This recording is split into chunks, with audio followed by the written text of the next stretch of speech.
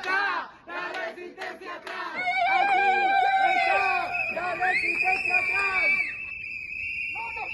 Salud Trans para Chile nace como cualquier activismo de la comunidad trans a raíz de alguna discriminación o algo que vulnere tus derechos, por tanto te lleva en ese sentido a organizarte o a querer organizarse con personas de la misma comunidad. Eso me pasó a mí particularmente porque sufrí una discriminación territorial en el programa de género al cual quería ingresar, y esa injusticia vi que mis compañeros también estaba sucediendo, entonces se empezó a conformar esta alianza estratégica que fuimos conversando con varias personitas importantes de mi círculo cercano de personas, pero también del activismo. Y de ahí, en el año 2020, empieza a surgir la articulación de Salud Trans para Chile, justamente en esta alianza con profesionales de la salud. Y esos profesionales fue el Colegio de Matronas y Matrones que, en el fondo, al ver esta situación, la matrona que me atendió me llevó al colegio y tuve una reunión con el Colegio Nacional de Matronas y Matrones y luego hacia el Ministerio de Salud, porque quería modificar el actual programa en ese entonces de la mujer a un programa de salud sexual y reproductiva. Entonces vieron esa oportunidad como para poder hacer efectivo ese cambio. Se empezó a fortalecer esta alianza con los colegios profesionales y entendimos que esa alianza estratégica nos iba a sostener en el futuro, iba a descomprimir también esa situación de patologización que existe en el sistema sanitario. Desde ahí en adelante surgen los encuentros territoriales de Salud Trans para Chile que hacen esta suerte de evaluación y diagnóstico territorial para poder levantar esta información e insumarlo a lo que fue nuestro objetivo desde el principio, que era la creación de una política nacional de salud trans. Ese recorrido nos llevó a crearla incluso desde nuestra parte de manera privada, digamos, como independiente del Ministerio o del Estado, ya que vimos bastante dificultad en el camino, pero logramos sortearla justamente porque estábamos de la mano con los trabajadores de la salud. Hicimos todo el camino, trabajamos durante 4 años, trabajamos por la política, por los lineamientos, por el protocolo de silicona industrial. Desde el 2020 a la fecha logramos crear la primera política pública de salud para personas trans y de género diverso en Chile, y eso fue un hito bastante potente para la comunidad, pero es el puntapié inicial para todo lo que falta. Esa política también tuvo una bajada también técnica a los propios trabajadores desde el Ministerio de Salud, pero también ahí está nuestra gran tarea también de tener que bajar esta información a la comunidad, a la sociedad civil y a los trabajadores, porque es un trabajo permanente de información. Estamos en un proceso de autoeducarnos, sobre todo este 2026, y el camino a seguir sería la creación del programa y sus prestaciones específicas, que sería garantizar ya el acceso al sistema sanitario a través de estos programas policlínicos trans llamados por la misma comunidad. La ministra Aguilera tiene que firmar los lineamientos, es un documento técnico clave. La revuelta social fue la que también aportó muchísimo a que esta articulación creciera, y así llegamos a la red chilena contra la violencia hacia las mujeres.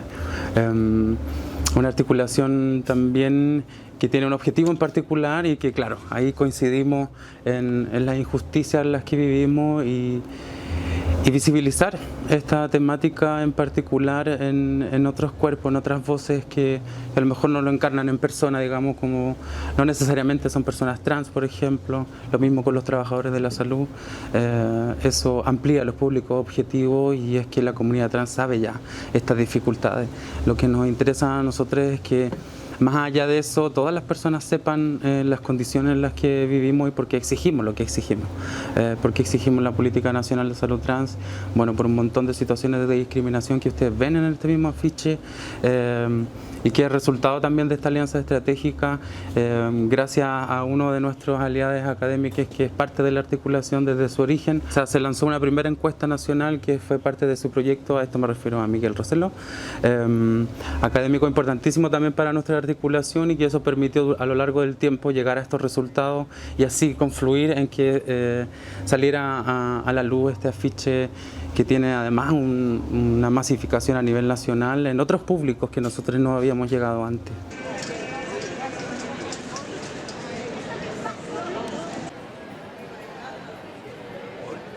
Creo que uno de los datos más significativos que encontramos es el corazón del afiche, ¿no? Y se relaciona con este alto porcentaje de personas que habrían vivido experiencias de abuso en salud trans. Y ahí quiero especificar el concepto que nosotros utilizamos en la investigación. Cuando hablamos de abuso en salud trans, no solamente nos referimos a actos intencionales o voluntarios de violencia, sino que también nos referimos a aquellos actos que son involuntarios por parte del personal, por ejemplo, sanitario, y que debido al desconocimiento o debido a falta de formación o falta de protocolo, terminan afectando a las comunidades con las que trabajan, incluso contra su intención de entregar el mejor servicio posible, ¿no? Y en ese sentido, ese 84% de personas que habrían vivido estas situaciones de violencia es bien interesante destacarlo, no solamente por su número, sino también por su relación con cómo se utiliza este concepto con otras poblaciones también.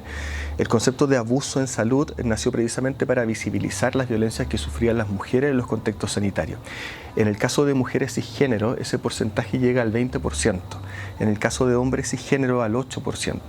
Entonces ahí podemos dimensionar precisamente que en el caso de las personas trans no se trata de hechos aislados, sino que se trata de una violencia sistemática y por tanto que requiere respuestas estructurales. Vemos que cerca del 7% de la población trans y de género no binaria no acude al servicio sanitario por ninguna razón. Eso quiere decir que el sistema sanitario no solamente está faltando en prestarle atención a las personas, sino que directamente está participando en la exclusión. ¿Por qué? Porque el motivo principal de no acudir al sistema sanitario tiene que ver con el temor a las experiencias de discriminación que han vivido, ya sea personalmente o que conocen a través de sus pares, ¿no?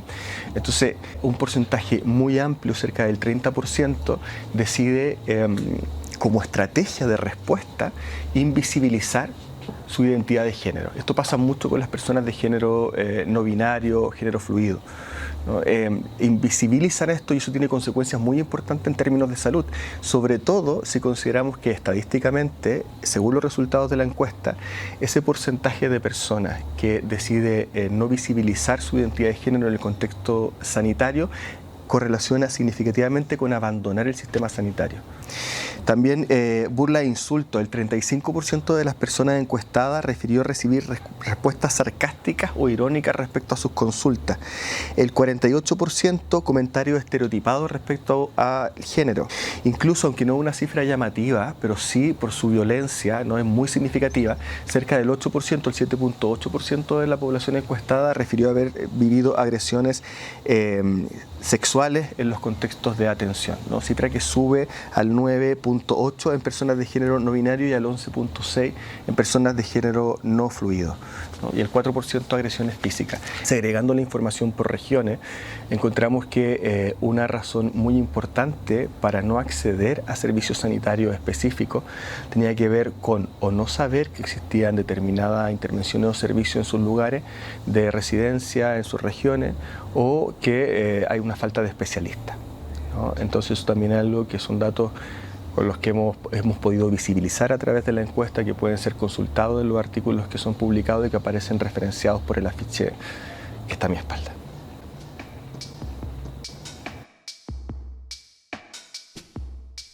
Cuando uno hace investigación en ciencias sociales, una de las dificultades más importantes con las que se encuentra es que termina siendo un conocimiento que tiene una circulación endogámica, ¿no? Una circulación solamente en aquellos espacios que lee en paper científico, en la comunidad académica, con otros colegas, y esa información no llega hacia el espacio donde queremos conseguir transformaciones sociales, ¿no? Precisamente lo que hace esta alianza a través de este afiche que genera la Red Chilena contra la Violencia hacia las Mujeres es todo lo contrario, ¿no? Tomar datos que son producidos de forma rigurosa, con una muestra amplia de participantes, con un comité ético que la respalda, con una revisión de pares que respalda también cómo se desarrollan estos resultados, pero traducirlo hacia un lenguaje que sea comprensible por la sociedad en general. Y esto nos permite dos cosas. Por un lado, instalar este tema, esta pregunta en la sociedad y que nos planteemos por qué permitimos o qué es lo que sucede o qué es lo que está detrás de que esta violencia exista en los servicios de salud. Y por otro lado, también permite que las mismas personas trans y de género no binario puedan ver sus vivencias representadas, ¿no?, a través de esta información y saber que esas vivencias tienen un respaldo empírico también, ¿no? Y un aspecto que yo creo que no es menor, el hecho de que la violencia que viven las personas en el contexto de salud trans sea reconocida y sea visibilizada por una red feminista que trabaja en torno a las violencias de género, permite visibilizar precisamente que esa violencia también es una violencia de género, lo cual no tiene solamente implicancia a nivel teórico, sino que sobre todo a nivel político. Nosotros en esta encuesta logramos identificar cuáles son las demandas de la población trans para el sistema de salud, cosas que no teníamos hasta el momento. A partir de la encuesta sabemos que la principal demanda de las mujeres trans en Chile de atención, y una atención que no está resuelta, tiene que ver con las atenciones fonoaudiológicas, ¿no?, con más del 50% de las mujeres trans requiriendo sus servicios. Tenemos, por ejemplo, también las grandes brechas. Sabemos que en la población transmasculina, cerca de por cada persona que desea recibir una faloplastía o una intervención, que son bien complejas, por supuesto que tienen muchos efectos secundarios indeseables, ¿no? Pero igualmente, para ponerlo en proporción, hablamos de una persona que la ha recibido versus 140 que la buscan, ¿no? O en relación a la vaginoplastia, ¿no?, cerca del 50% de las mujeres la desean, eso la ha recibido cerca de un 9%. El hecho de no contar con información que provenga precisamente de las comunidades con las cuales se trabaja, genera primero lo que se conoce como una injusticia epistémica, ¿no?, donde los conocimientos que se producen realmente no provienen de las comunidades que son quienes conocen sobre sus propias realidades, ¿no?, y se genera ahí eso que se ha conocido tradicionalmente como una expoliación de conocimiento, ¿no?, algo que ha sido particularmente preocupante con las comunidades trans, pero aparte genera un problema de invisibilización, ¿no?, porque si no contamos con esta información, si no contamos con datos, y esto ya no solamente para la psicología, sino para la ciencia en general, si no contamos con datos de una población, eso tiene efectos concretos, eso implica una invisibilización, y cuando hay invisibilización no puedes construir política pública, no puedes construir planes específicos de atención, no sabes cuáles son las demandas requeridas, no sabes cuáles son las necesidades de formación del personal de salud.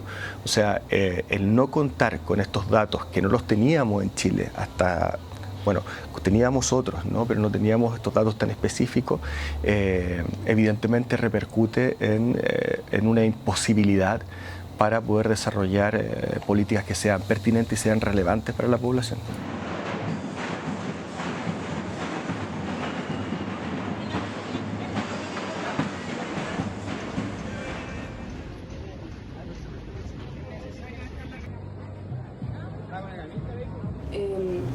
Si tuvieras que darle como un mensaje a las personas de la comunidad que en este momento, ante la llegada de la ultraderecha al poder, quizás se pueden sentir medio desesperanzadas o con miedo, ¿qué les diría?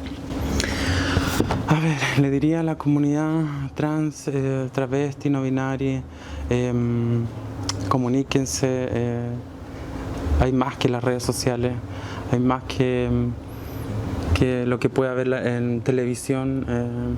Los medios de comunicación están bastante manipulados en ese sentido, y encontrarnos todos los días con el horror que significa ver las noticias es bastante desalentador, pero sin embargo hay un trabajo bien profundo que tienen las oficinas de género de los municipios, que tienen las organizaciones sociales en los territorios, que tienen las mesas de trabajo que tienen también las organizaciones con los servicios públicos, los territorios, el mundo académico, las federaciones de estudiantes de las universidades.